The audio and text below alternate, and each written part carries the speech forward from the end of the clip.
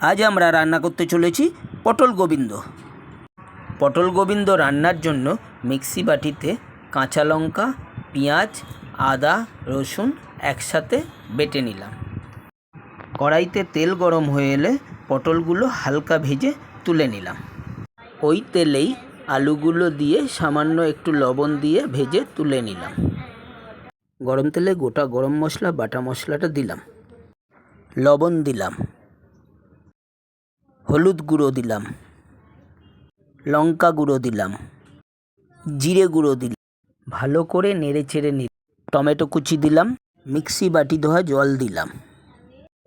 আবার একটু নেড়ে চেড়ে নিয়ে চাপা দিয়ে দিয়ে মশলাটাকে কষিয়ে নিলাম।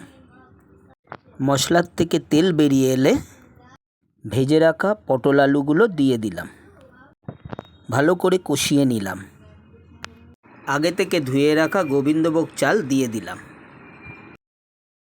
আবারও কষিয়ে নিলাম। চাপা দিয়ে দিয়ে কষালাম। পরিমাণ মতো জল দিলাম। আবারও চাপা দিয়ে কষালাম। স্বাদ মতো চিনি দিলাম।